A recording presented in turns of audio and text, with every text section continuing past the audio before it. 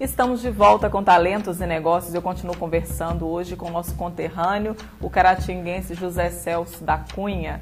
E o José Celso começou aprofundando os conhecimentos na área da engenharia e de escritor de livros técnicos. Ele passou a escrever obras fictícias, romances.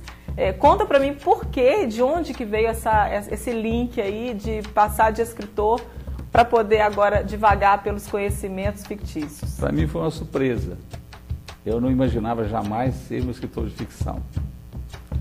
Entretanto, quando eu terminei de escrever o último livro sobre a história das construções, eu me senti um pouco órfão, um pouco perdido, né? do ninho vazio. Uhum. Mas eu percebi, assim mesmo, quando eu escrevia já o livro da história das construções, que muitas das inserções no início dos capítulos, no final, eu sempre finalizavam com alguma coisa onde eu acrescentava um pouco mais além da técnica e um pouco mais além daquilo que um livro técnico teria para expressar no seu conhecimento. Então eu me permitia fazer algumas reflexões introspectivas até, onde eu relacionava o homem do tempo e as pessoas que eram responsáveis por aquelas construções naquela época em que elas foram produzidas e as técnicas também que foram produzidas. Muito bem, terminado então em 2012, lançados os 2 últimos volumes da série da História das Construções, eu comecei a pensar que, quem sabe, eu poderia um dia também escrever ficção.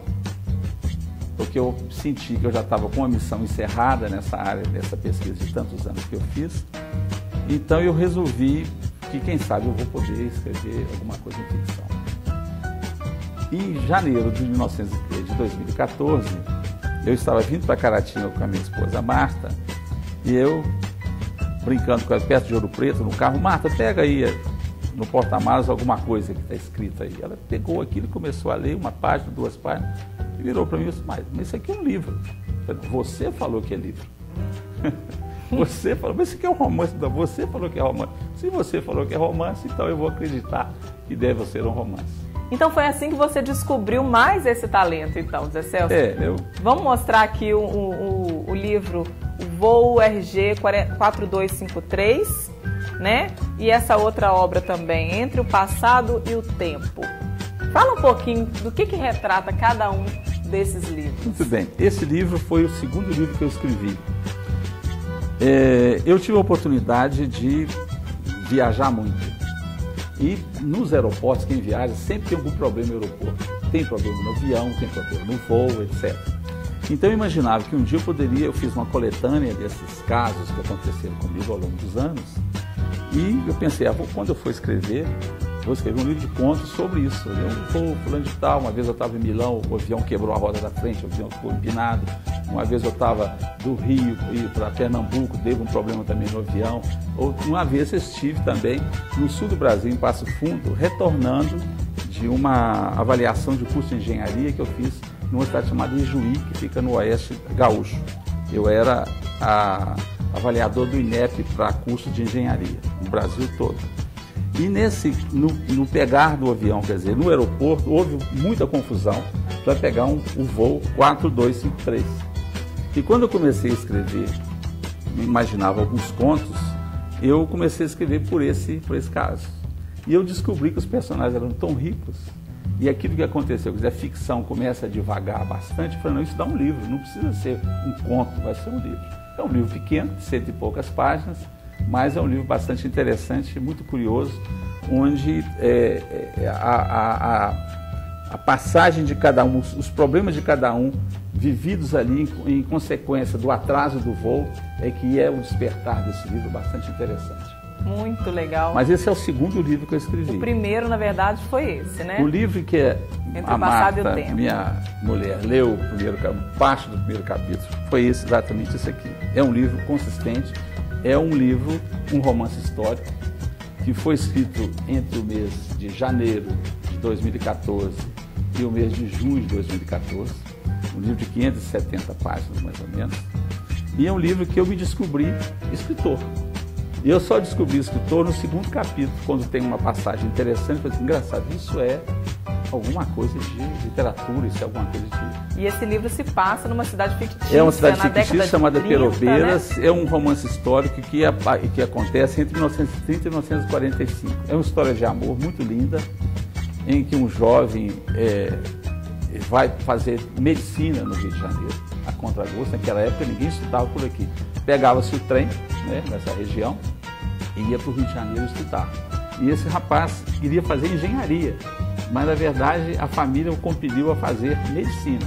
E essa dificuldade que houve entre essa passagem de uma parte para outra é que traz ao romance uma força muito grande, em que todo o cenário, né, geográfico e político da época, entre Getúlio, a Revolução de 30, a intentona comunista de 34 e os outros fatos que vão acontecendo naquela década e até a saída de Getúlio, é o cenário de fundo desse romance interessantíssimo. E você não parou por aí, né? Porque não. Vai ser lançado agora em abril, né? O terceiro livro, e você já está terminando de escrever o quarto. A editora já vai lançar agora um livro muito interessante sobre no velório de Alexandre. É o que se passa no velório de uma pessoa que morre ali e que com os seus amigos e cada um com as suas reflexões sobre a relação dele com esse rapaz, essa pessoa que morre. Muito legal. Muito lindo também o romance. E esse vai sair em abril. E eu estou terminando agora um romance muito interessante também, e que é um romance que eu gostaria de escrever, porque ele é falado na primeira pessoa. É como se eu fosse o personagem, fosse o protagonista, né? E esse protagonista ele relata sobre a sua própria vida, e o livro chama O Cafezal. É um livro muito lindo, muito interessante também. Ele está quase terminado, deve ser lançado no segundo semestre desse ano. Muito bom, José Celso. José Celso, você se sente uma pessoa realizada? Muito realizada. Hoje tudo que você queria fazer na vida, o que você tinha desejo, você conseguiu realizar? Tudo que eu queria fazer até agora, eu já consegui fazer. Inclusive, voltar para Caratinga de alguma maneira. Você vem frequentemente? Não, aqui? então eu vinha sempre, todo mês. A minha mãe faleceu há 5 anos, morava em Caratinga, e de lá para cá eu vim muito pouco.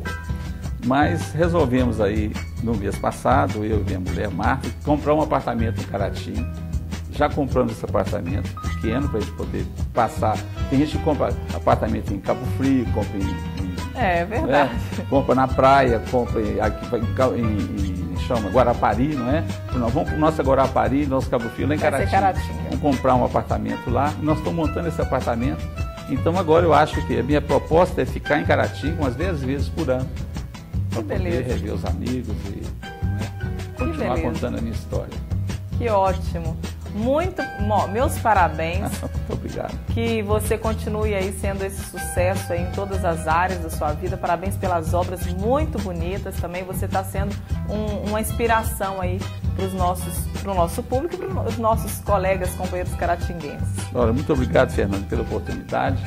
E eu espero estar novamente com os meus amigos de Caratinga mais perto, porque eu os tenho em Belo Horizonte, outros lugares que a gente possa também conviver, mas agora a proposta minha e da Marta, minha mulher, é que a gente passe em Caratinga muito mais tempo que eu consegui passar nesses últimos 5 anos. Muito obrigado pela entrevista e espero que você também tenha sucesso nesse programa tão bonito que você faz. Muito obrigada, muito obrigada. Talentos e Negócios vai para um rápido intervalo, a nossa entrevista fica por aqui, mas o programa continua no próximo bloco, não saia daí.